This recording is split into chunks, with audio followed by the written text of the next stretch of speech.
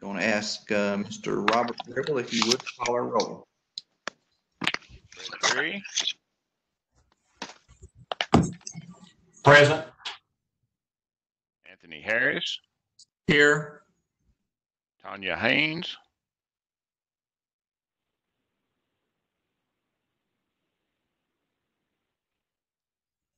Saying you may be muted.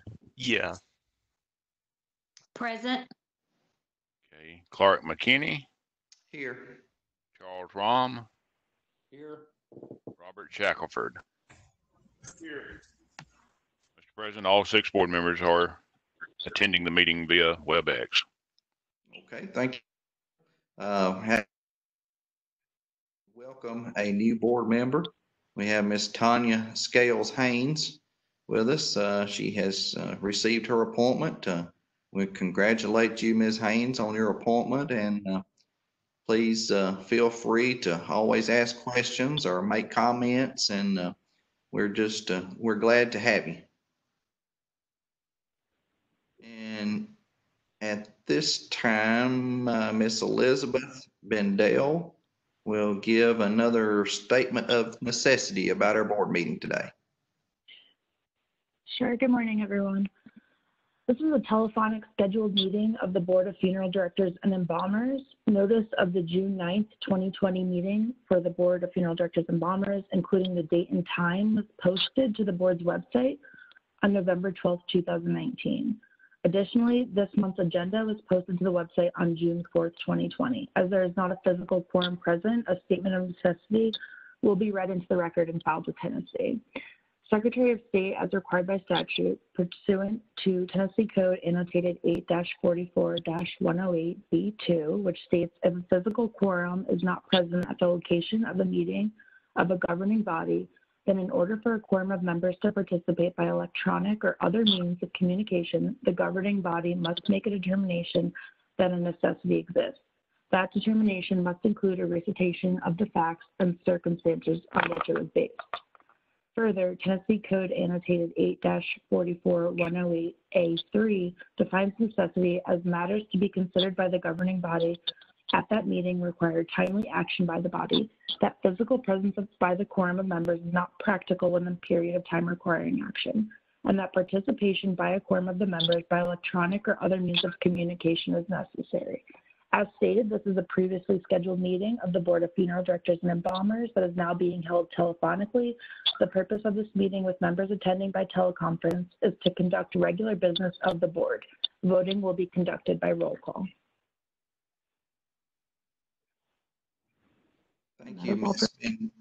Thank you, Ms. Mendel. Chair will the chair will entertain a motion to adopt our agenda today as it's printed. Anthony Harris, I'll make the motion. Charles Rahm, I'll second. Okay, we have a motion by Mr. Harris and a second by Mr. Rahm. Mr. Gribble, if you call the roll. Berry. Yes. Anthony Harris. Yes. Tanya Haynes. Yes. Clark McKinney. Yes. Charles Rahm. Yes. Robert Shackelford. Yes. 6 voting aye. Okay. All right. The motion carries.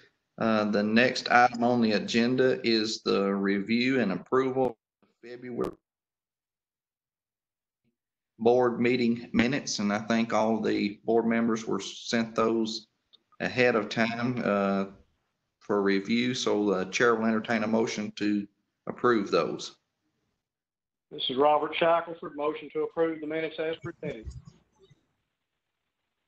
Anthony Harris will second. Okay, we have a motion by Mr. Shackelford to approve the February 11, 2020 minutes as printed. Second by Mr. Gribble, if you call a roll. Berry. Yes. Anthony Harris. Yes. Tanya Haynes.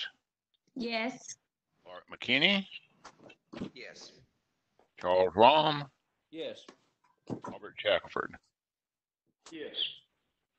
6 voting aye.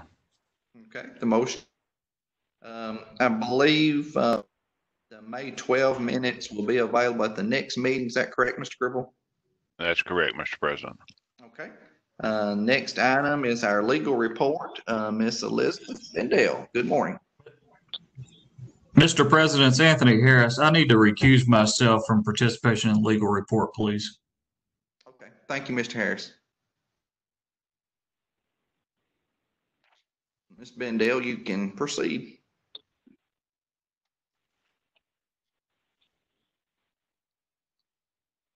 Number 1 is funeral complaint 2020. Can you all hear me? Yes, ma'am. My WebEx is acting up. I apologize. It's complaint 2020-007231 against the funeral director. This is a complaint against the respondent alleging unprofessional and deceptive conduct. Specifically, the consumer alleged that in advance of an upcoming audit of the establishment's pre-need funeral contracts, the respondent added information on completed and filed paperwork, including cash advance forms and actual contracts. The complainant indicated they informed the respondent that the paperwork was approved and that they should not be altered due to after the consumer signed them, but the respondent stated they could be altered and added to. The respondent responded to this complaint and indicated that the complainant is a former employee of the respondent's establishment who was terminated for cause in January of 2020. Respondent stated that the complainant threatened to do anything in his power to ruin the respondent and that the employees of the establishment heard these statements. The respondent also stated that they had pulled the documents in anticipation of the upcoming audit, and during his review, he had noticed inconsistencies, including the documents missing vital information, and that he made minor non-substantive administrative changes to the documents, and that he would not do the same going forward. This complaint was sent for investigation, and in April 2020, a board field investigator interviewed and obtained documents from the various parties involved in the matter and found no violations. So it's legal recommendation to close this complaint.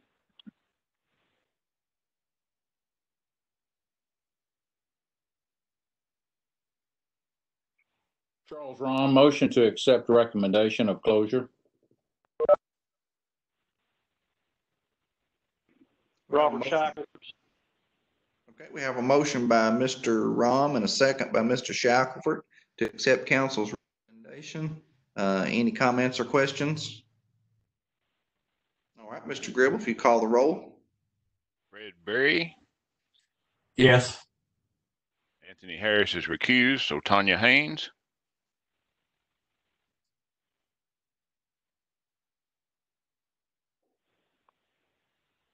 Ms. Haynes, you may be muted.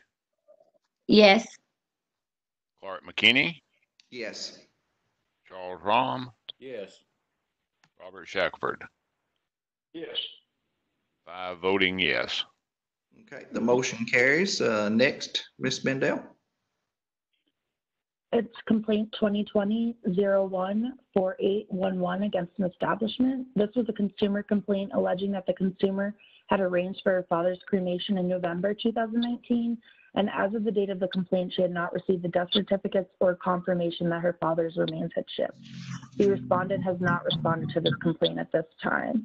Legal was able to speak with a consumer who indicated that they did receive their father's cremated remains and the death certificates in late December. The consumer also indicated that they did receive a refund from the respondent. It's legal's recommendation to authorize for a formal hearing and authorize for a civil penalty in the amount of $500 for failure to respond after receiving notice of the open complaint.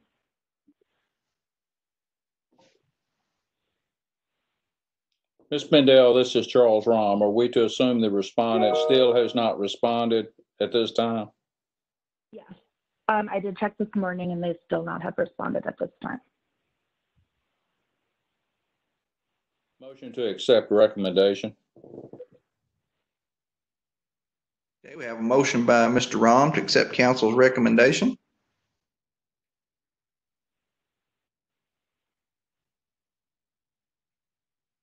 It's Fred Berry. I'll second it. Okay, and a second by Mr. Berry. Any questions or comments? Okay, Mr. Gribble. Fred Berry, Yes. Anthony Harris is recused. Tanya Haynes, Yes. Clark McKinney, Yes. Charles Rom, Yes. Robert Shackelford. Yes. 5 voting yes. Okay, the motion carries. Ms. Bendale? Item number 3 is complaint 2020-01-91-191, against an establishment. This is a consumer complaint alleging that the consumer's mother had purchased a burial insurance policy through the respondent and that the respondent failed to honor the policy. Specifically, the consumer gave the following facts: that in 1942, the consumer's parents purchased an insurance policy from the respondent, and the policy was paid off in 1987. That in 1998, the consumer's father passed away, and the policy was used to cover his funeral and burial expenses. In January 2020, the consumer's mother passed away, and the consumer met with another funeral establishment under the understanding that the policy had been transferred there after respondent's one branch of funeral establishment had closed down. The consumer stated that a representative from the other establishment called the respondent regarding the policy, and respondent stated that the paperwork would be hard to find and that they no longer honored the policy in question. Consumer indicated that they had provided the respondent with the documents that the mother had kept in her records. The consumer was unable to find any evidence regarding the money paid to the policy, so she ended up paying for the funeral upfront to the third-party establishment. The respondent responded to the complaint and indicated the following: that the respondent does not have any record of the policy in its files, but if a family were to present such a policy, the respondent would have honored it pursuant to its terms, that the consumer never provided the respondent with any record of the policy, and the respondent maintains that it does not owe the consumer a refund or credit as the policy that was later provided that the respondent was to provide the funeral arrangements and the consumer ultimately received services from a third party. The consumer did provide a rebuttal indicating that they did provide the respondent with a policy and that they refused to honor the policy. And the consumer maintains that they provided the documents to the respondent and the respondent failed to honor them. It's legal's recommendation to do a letter of warning at this time.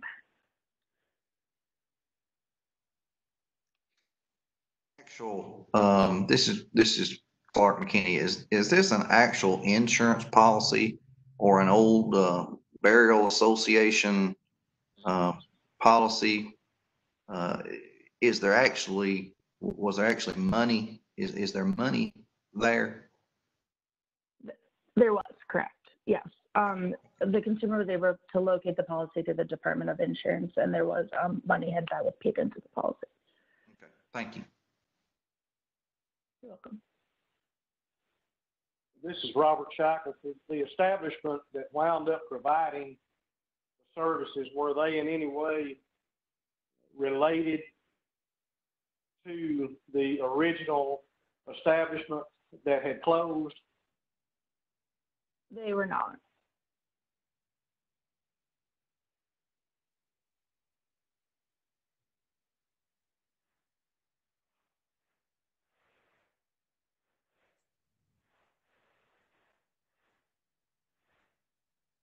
Ms. Bendale, Yeah. is it okay if I give them a short explanation of maybe a little bit more detail? Yeah, I would. That'd be very helpful. I know that we had talked about it. I think it'd be helpful for the board. This is actually a burial association policy that was issued in the 40s, and soon thereafter there was a life insurance policy purchased by the funeral home. I guess all their burial associations were converted over to an insurance policy.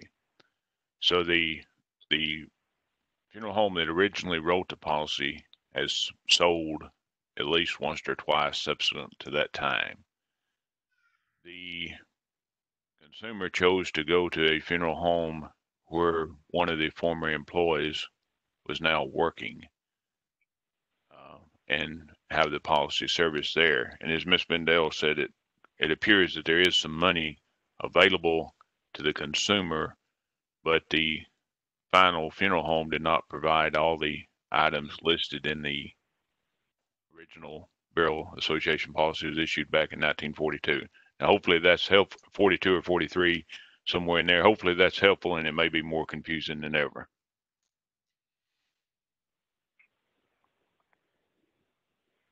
This is Fred Berry. It seems like the funeral home that provided the services being given notice that there was something that existed, would have been able to identify, locate that policy, or work with the consumer. And we're subject that if the policy was found at a later date, then maybe there could be some additional, I guess, not sure of the term, but one could look back and possibly change the financial agreement at that time. Our investigators deemed that that there was no, I guess there wasn't any kind of a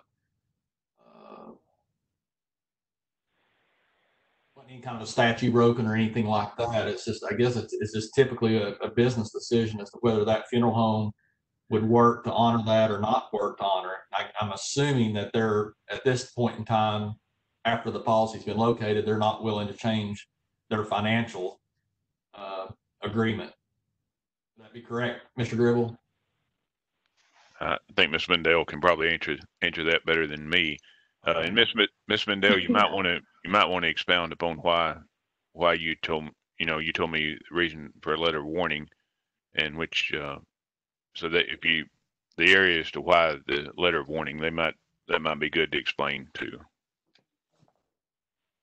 We did the letter of warning based on professionalism, not necessarily that they wouldn't honor the policy. It seems that the facts that were provided, that there was the establishment wasn't willing to work with the consumer or, attempt to locate the policy or really answer any of their concerns.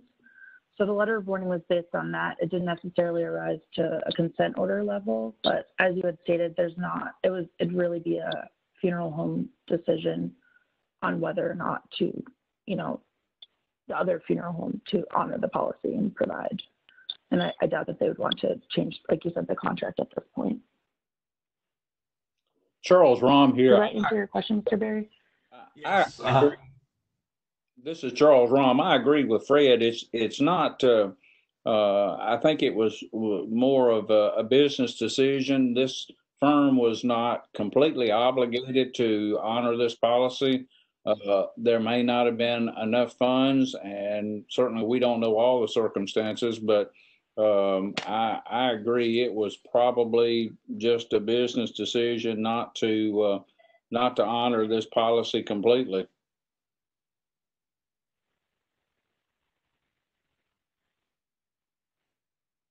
And this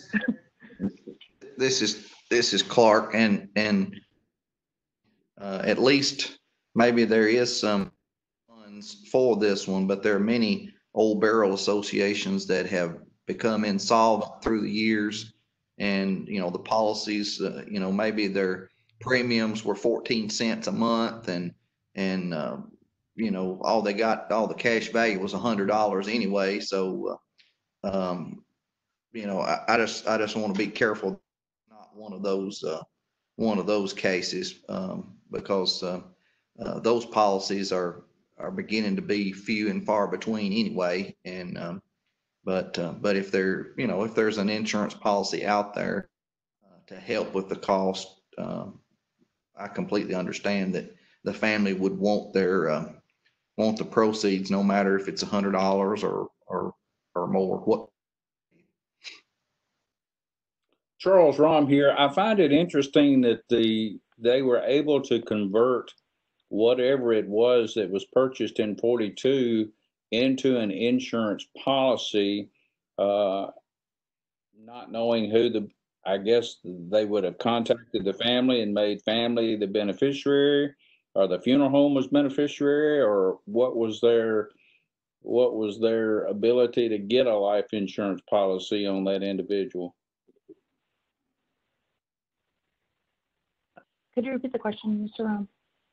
Sure. It's just unusual in 42. Of course, they wrote some type of burial policy more than likely, and you indicated that after a period of time that they were able to convert those into a life insurance policy.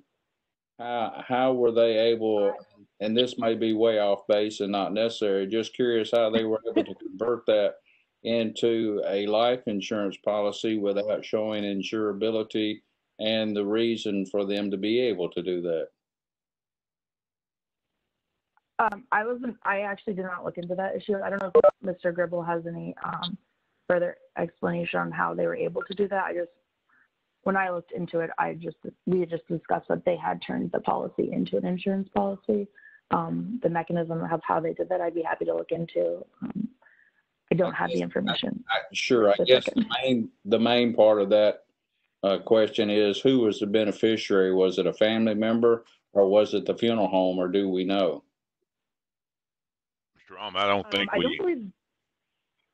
don't think we know at this point for sure who it was.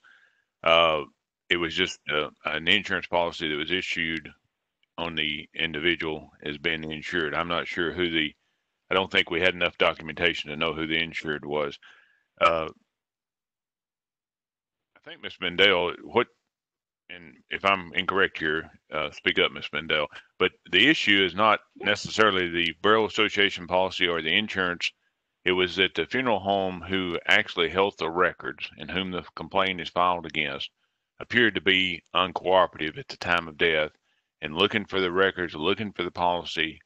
And I think that's what her letter of warning is, more to the unprofessional conduct toward the family, not that they violated a law or rule regarding the pre-need. It wasn't a pre-need policy, let me back up, regarding the Borough Association policy or anything to do with the insurance.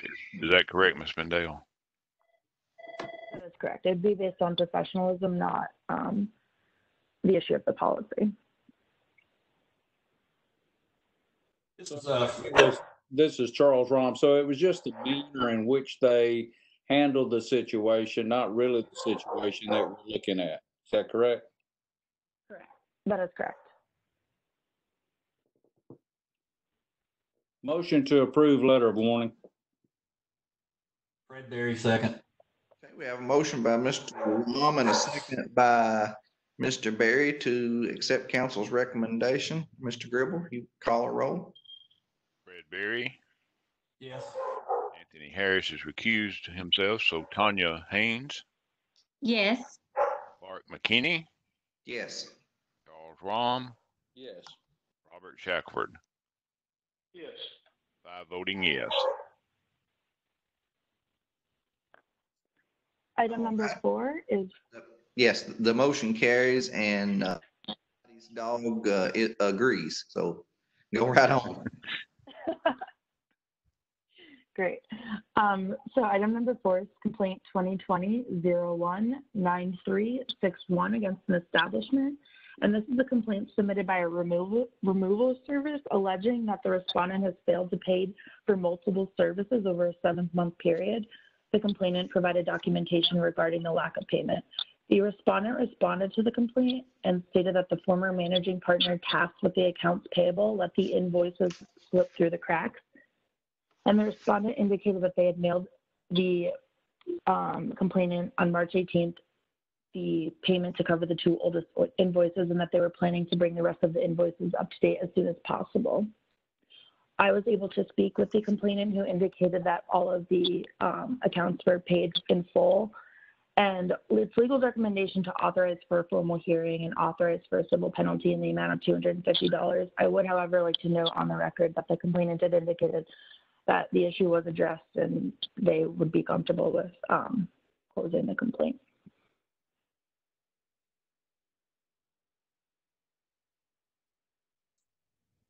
This is Fred Berry. I'd recommend maybe a letter of warning here. Be interested to see what the other board members think. But if the complainant is okay with the way that it was handled, maybe a letter of warning would be appropriate. Okay. Charles Rom, I agree with Fred. Yes. This is Clark. I agree also. So I'll make a motion. This is Fred Berry again. I'll make a motion that we issue a letter of warning. This is Charles Rom. I'll second. Okay, we have a motion by Mr. Berry and a second by Mr. Rom that we issue a letter of warning in this case. Any further questions or comments? All right, Mr. Gribble, if you call. Fred Berry. Yes.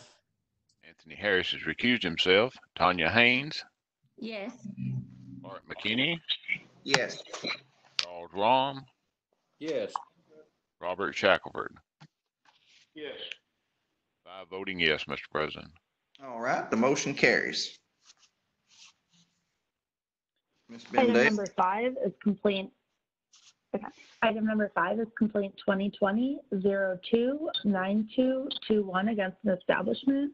And this is a consumer complaint alleging that the consumer had paid for a marker, and as of the date of the complaint, it had not been placed. The consumer alleged that in February 2017, the consumer's father passed away, and the consumer says that they were told that the marker would be placed after it was made.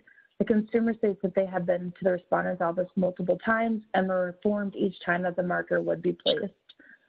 They were also informed that the government would supply the marker because the deceased was a veteran, but that the respondent failed to file the paperwork, and that the consumer also states that the respondent has failed to follow up with any information regarding the placement of the marker.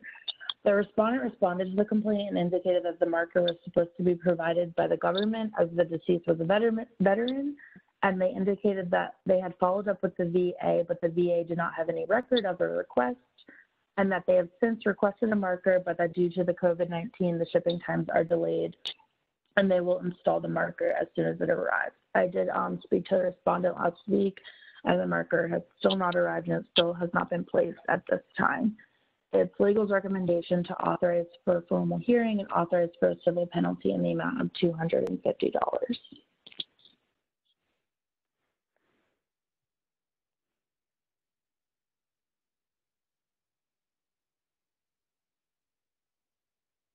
Ms. My Bendale. motion to accept. Okay, we have a motion by Mr. Rom to accept council's recommendation.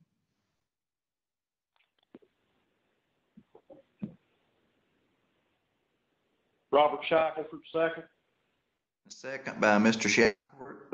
Any questions or comments? This is Clark McKinney. Were there any fees involved in this? Had the consumer paid? Had the consumer paid for? They had, yes. Okay, I understand. Okay, Mr. Gribble, if you call our roll. Fred Berry. Yes. Anthony Harris has recused himself. Tanya Haynes. Yes. Art McKinney. Yes. Charles Rom. Yes. Robert Shackelford. Yes. 5 voting yes, Mr. President. Okay, the motion carries. Does that complete your report, Ms. Bendale? That does complete it. Okay, thank you very much. Thank you. The next item on our agenda is the Executive Director's report. Mr. Robert Gribble. Good morning, board members. The first thing for us to look at today is the legislative update. And Ms. Haynes, since you're a new member today, I'll go into this a little bit more detail than I normally might at this point in the legislature being in session. But you got House Bill 2784 and Senate Bill 2538. The one that has the asterisk beside of it is the one that's considered the main bill. So Senate Bill 2538 is passed and was assigned public chapter number 625 by the Secretary of State. And then the other one next one is Senate Bill 1824. That was a bill that was introduced, but when Senate Bill 2538 was passed, it took care of what was in Senate Bill 1824. You got House Bill 2004 and Senate Bill 1976. That has not seen any movement since the legislature recessed for COVID-19. So since they've come back, there's not been any movement in that bill. House Bill 2279, Senate Bill 2070. That is not passed at this time. And the next bill, House Bill 1715, Senate Bill 1859. regarding criminal offenses. That is the bill that is seen, the only one that I have listed, we have listed on this report that's really seen any action post COVID-19 and the General Assembly coming back. The House placed this behind the budget on June the 3rd, and the Senate placed it on the calendar today for the Senate Judiciary Committee. So that is seen both in the House and Senate movement post COVID-19. House Bill 1944, Senate Bill 2451, and then the last one is House Bill 1945 and Senate Bill 1914. And anytime that you want to look at any bill, you can use the link that's provided there at the end to search the status of any of those bills or any other bills affecting cemeteries, pre-need, or anything of that like that. Mr. Gribble, this is Clark McKinney. In 1944, 1945, are those bills are not moving. Is that correct? Let's look at 1944 first. It was taken off notice in the House on March the 10th, and there's been no movement on it in the Senate since March 17. And then House Bill 1945. There's not been any movement in the House on that one since January the 31st, nor none in the Senate since February the 14th. Okay, good, thank you. Any questions about any other bills by Mr. McKinney or any other board members?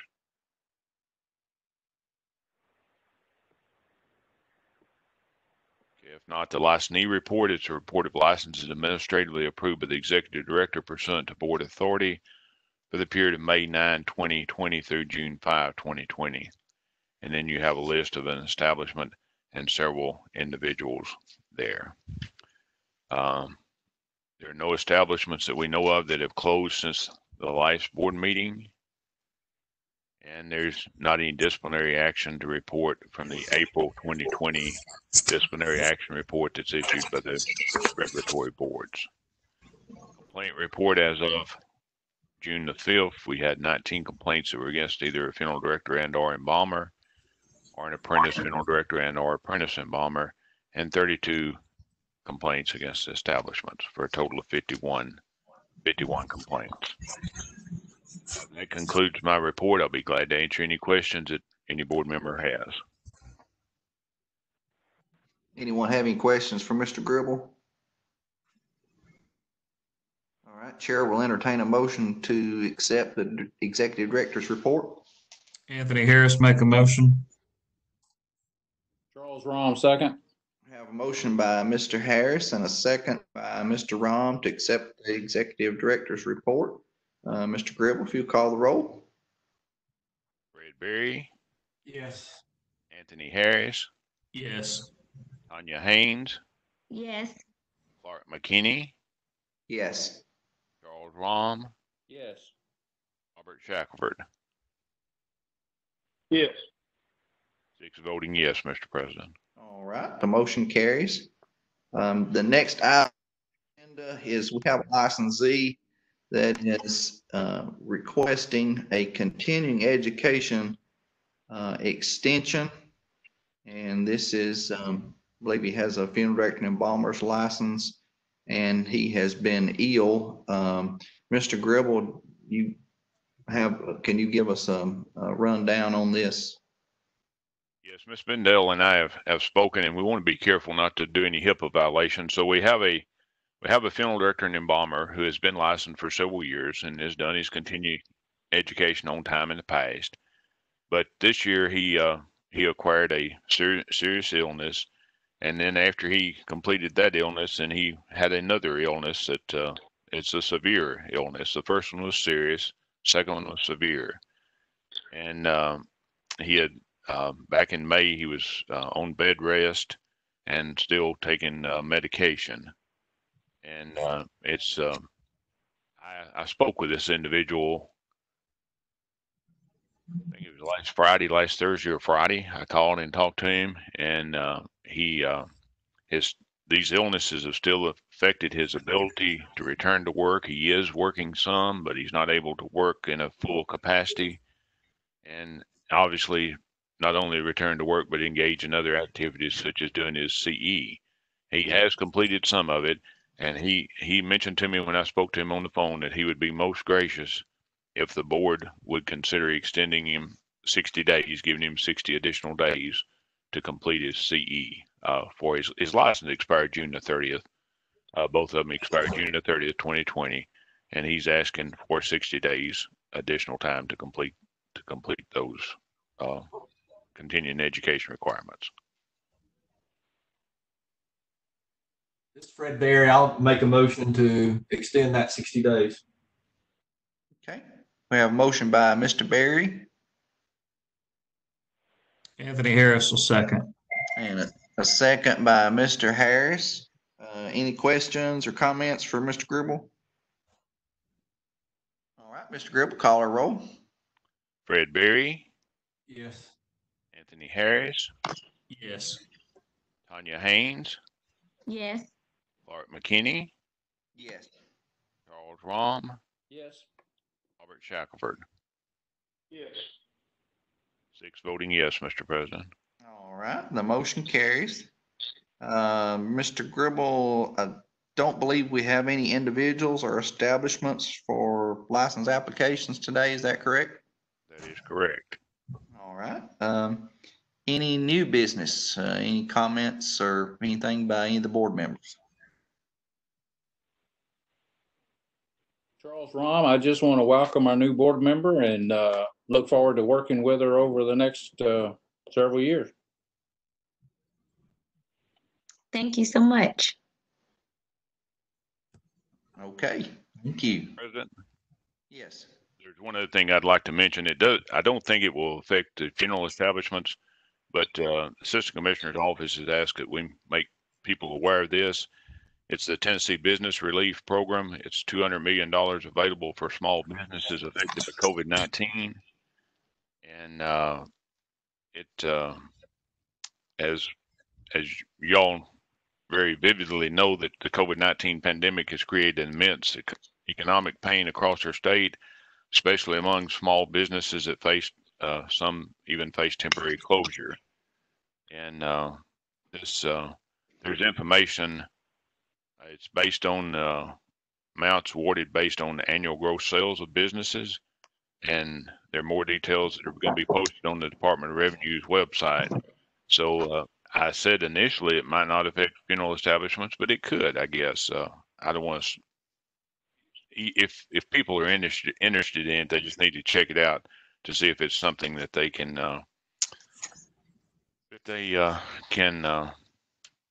can get some relief. When it lists the following types of small businesses eligible, funeral directors were not listed specifically, or funeral homes. But then it says that in addition, some following small businesses are eligible if their sales were reduced by at least 25%, as shown on their April sales tax return, which were filed in May. And again, funeral establishments are not specifically mentioned there, but if someone is interested, I would encourage them to check on it and see and make a determination, or get the agency to make a determination. It's called the Tennessee Business Relief Program. Okay, thank you. Anything else? All right, Chair will entertain a motion to adjourn. Anthony Harris so moves. All right. We'll hear a second. Second. Charles. All right.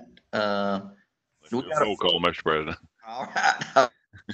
I know it's kind of funny to do that, but let's do that. Fred Berry, Yes. Anthony Harris, Yes. Tanya Haynes, Yes. Clark McKinney, I was gonna think about it, but yes. Charles Rahm, Yes. Robert Shackelford. Yes. All right, the motion carries. Thank you, board members. Thank you. Thanks, Thank you. Mark. See you guys. Thank Thank you.